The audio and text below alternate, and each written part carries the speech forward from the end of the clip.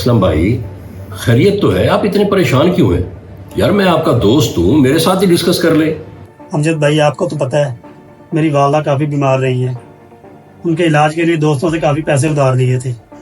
वालदा तो सेहतयाब ना हो सकी, लेकिन कर्जा बहुत चढ़ गया। अल्लाह ताला आपकी वालदा के दर्जात बुलंद फरमाए।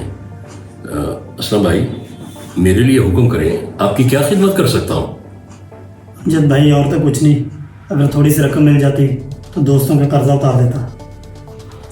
कितनी रकम चाहिए आपको? ज़्यादा नहीं, बस यही 6.5 लाख। 6.5 लाख? असलम भाई, ये तो बहुत बड़ी रकम है। इतनी रकम मेरे पास तो इस्तात नहीं है कि इतनी रकम दे सकूं। अगर कोई 15-20 हज़ार की ज़रूरत थी तो मैं हाजिर था। असलम भाई, इतनी बड़ी रकम आपको कोई भी कर्ज नहीं देगा। मेरे जहन में एक आइडिया आया है। आपकी जो ज़मीन पड़ी हुई है ना, उसका कुछ हिस्सा बेचकर आप कर्ज चुका सकते हैं। अमजद भाई, जो ज़मीन थी वो मैंने बेच के अपनी वालदा के इलाज पे लगा दी थी। अब सिर्फ 1 एकड़ बचा है, वो मैंने अपनी छोटी बहन की शादी करनी है। मेरा एक प्रॉपर्टी डीलर दोस्त है, बहुत अच्छा इंसान है। मैं उसे रिक्वेस्ट करूंगा, बहुत अच्छी कीमत में आपकी ज़मीन बिकवा देगा। अमजद भाई, मुझे थोड़ा सोचने का मौका दें। असलम भाई, सोची पिया ते बंदा गया। वो इस असना में तो कर्जे लेने वाले आपका दरवाज़ा बजा बजा कर आपको तंग कर देंगे। चलें ठीक है अमजद भाई, आप देख लें, लेकिन कीमत माकूल होनी चाहिए। असलम भाई, आप अपने दोस्त पर एतमाद करें, इंशाल्लाह माकूल कीमत लगवाऊंगा। ठीक है, मुझे इजाज़त दें। चलें अमजद भाई, बहुत शुक्रिया। ताहिर भाई, आप एक मरतबा विजिट कर लें, आपको ज़मीन की वैल्यू का अंदाज़ा हो जाएगा। जी जी अमजद साहब, क्यों नहीं, आप लोकेशन और टाइम बताएं, हम विजिट कर लेते हैं। लेकिन ताहिर भाई, जो भी कीमत लगे आपने मेरा ख्याल रखना है, समझ गए ना आप? अमजद भाई, ये कोई कहने की बात है? बस आप एक दफा मुझे पार्टी और जगह दिखा दें, पार्टी को डील करना मेरा काम है। तो फिर ठीक है, नेक काम में देर नहीं होनी चाहिए। मैं फिर अभी कॉल कर देता हूँ असलम भाई को कि अपनी जमीनों की तरफ आ जाए। तो ठीक है, चलें अमजद साहब। हाँ।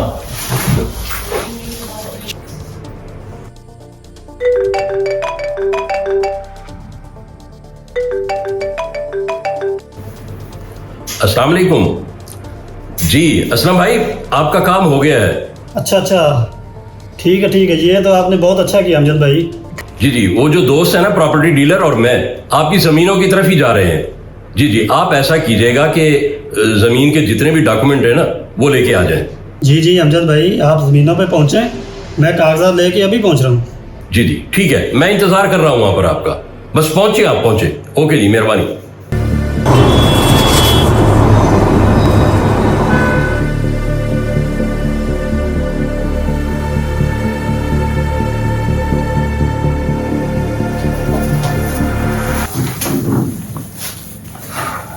असलम भाई, जमीन के मुताबिक जो रकम बताइए वो माकूल है।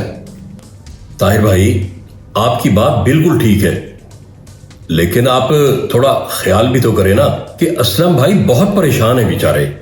ठीक है असलम भाई, अमजद भाई की वजह से 5.5 लाख मुनासिब है, इससे 1 रुपया भी आगे नहीं बढ़ाऊंगा। क्या 5.5 लाख? मगर ताहिर भाई। ओ असलम भाई, इमरजेंसी में तो फिर यही रेट लगेगा ना।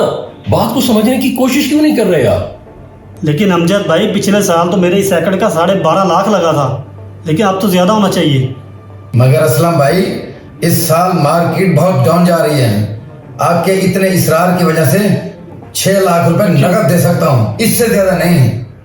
चले ठीक है ताहिर भाई, मैं बहुत ज्यादा मजबूर हूँ। ये ले जमीन के कागज, मुझे पैसे दे दें। ठीक है असलम भाई, मैं अमजद भाई की वजह से कागजात चेक नहीं कर रहा हूँ, बस आप अपनी रकम संभाल लें। चले ठीक है अमजद भाई, मुझे जरा जल्दी है, मुझे इजाजत दें। ठीक है असलम भाई, आप चले, इंशाल्लाह मुलाकात होती है। हमने जरा एक और जगह पे जाना है काम। ठीक है जी, बहुत मेहरबानी।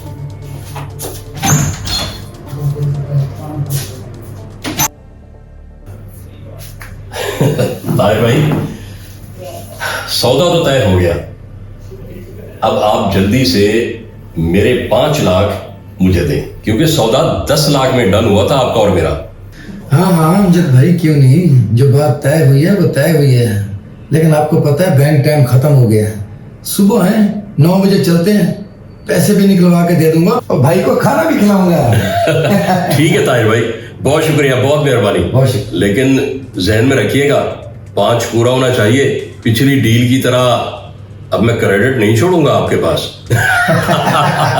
ओके जी, चलता हूं मैं, बहुत मेहरबानी।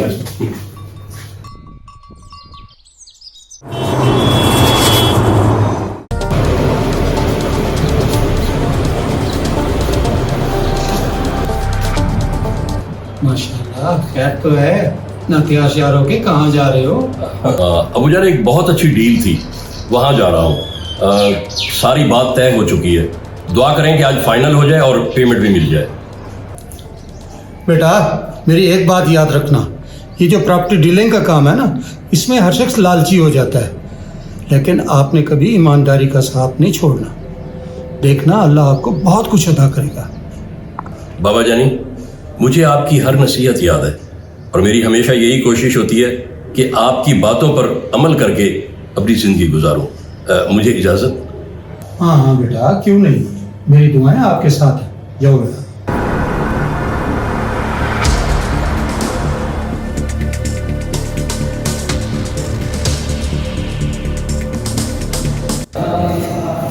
जी भाईजान, खैर है, कैसे मिलना है आपको?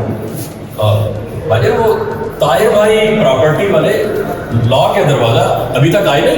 भाईजान अब वो नहीं आएंगे, रात आए थे वो गाड़ी लेकर और अपना सारा फर्नीचर सामान वगैरह उठा के चले गए हैं। आप चौथे बंदे हैं जो आगे इनका पूछ रहे हैं। लगता है कोई लंबा हाथ मारकर रफू चक्कर हो गए हैं यहाँ से। क्या मतलब? सारा फर्नीचर और सामान लेकर चले गए हैं? उफ, खुदाया, ये क्या हो गया मेरे साथ?